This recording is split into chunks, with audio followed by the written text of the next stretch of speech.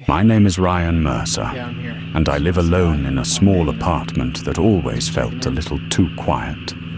But I never really thought much about it until the night my TV turned on by itself for the first time. It was exactly 1:11 a.m. when I woke up to a faint static sound filling the room. The kind of dry, crackling noise that makes your skin feel tight. And when I opened my eyes, I saw the TV glowing in the darkness, even though I clearly remembered turning it off before going to sleep. At first, I thought maybe I had forgotten, or maybe there was some electrical issue. So I got up, grabbed the remote from the table, and turned it off without thinking too much about it. Then went back to bed, convincing myself it was nothing. The next night, it happened again. Exactly 1:11 a.m. This time, I didn't wake up randomly. It felt like something pulled me out of sleep. The TV was already on, and the static wasn't just noise anymore. It sounded deeper, like something breathing underneath it. I stared at the screen and noticed something strange. There was a shape in the distance, barely visible, like a silhouette standing far away in darkness. I blinked a few times, thinking my eyes were playing tricks on me. But the shape stayed there, completely still, and for some reason I felt like it was looking directly at me, even though I couldn't see its face. I turned the TV off again, but this time my hands felt colder than usual. By the third night, I didn't even try to sleep properly. I kept looking at the clock, waiting, and when it hit 1:11 a.m., the TV turned on instantly, without any delay, like it was waiting for that exact second. The silhouette was closer now. There was no doubt about it anymore. It had moved. My heart started beating faster as I leaned forward, trying to understand what I was looking at. And that's when I noticed something worse. The background behind the figure didn't look like some random place anymore. It looked like a room. And not just any room. It looked familiar in a way I couldn't explain yet. I unplugged the TV from the wall right then, thinking that would end it. But as I stepped back, the screen flickered once and stayed on, even with no power connected. That's when fear really started to settle in. I didn't sleep at all that night. I just sat there watching the screen, watching that figure stand there, without moving, without blinking, without making a sound, except for that low breathing that seemed to get louder the longer I listened. The next night was worse.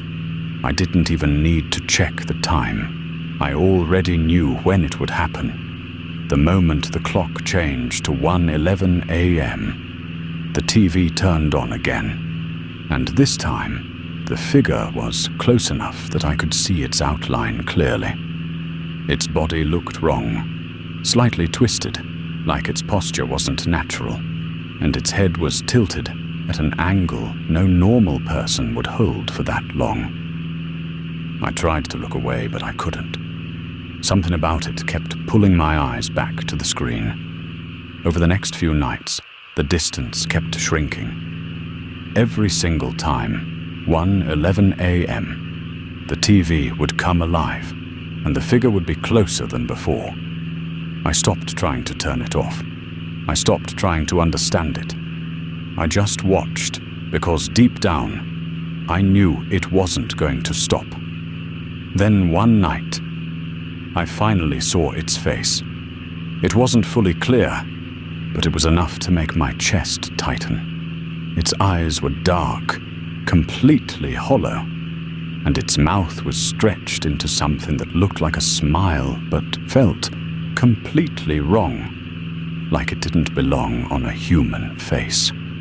I stepped back instinctively, and that's when I noticed something that made my blood run cold.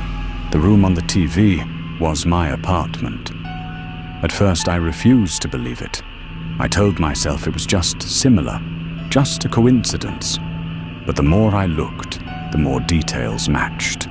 The table, the chair, the way the light hit the wall, everything was exactly the same. It wasn't just similar. It was my room. But the angle was wrong. It was being filmed from somewhere behind me. My hands started shaking as I slowly turned around, expecting to see something, anything. But there was nothing there. The room was empty, completely silent. I turned back to the TV, and the figure was closer than ever before. Now it was standing right behind where I had been sitting. On the screen, I could see myself too, sitting there, staring at the TV. The delay between my movement and the one on the screen was slightly off, just enough to feel unnatural. From that night on, I stopped sleeping entirely. I stayed awake, watching the clock, waiting for 1:11 a.m., like it was some kind of unavoidable event. And every time it came, the same thing happened. The TV turned on, and the figure moved closer. Eventually, it wasn't just behind me on the screen anymore. It was right next to me. I could see its face clearly now. The smile never changed. The eyes never blinked. And the breathing, it wasn't coming from the TV anymore. It was coming from somewhere in the room. The final night was different. There was no static, no delay. The moment the clock hit 1:11 a.m., the TV turned on with a perfectly clear image. The room looked exactly like mine, but this time, the figure wasn't standing. It was sitting on my bed, watching me. I couldn't move. I couldn't breathe. I slowly turned my head toward the bed behind me, every muscle in my body resisting, and when I finally looked, there was nothing there. I turned back to the TV one last time, and the screen showed me, sitting on the bed, smiling exactly like it. Now every night at 1:11 a.m., the TV still turns on, but I don't watch it anymore, because I already know what it shows. It shows what's in the room with me. And the worst part is, sometimes, I feel like I'm the one inside the screen,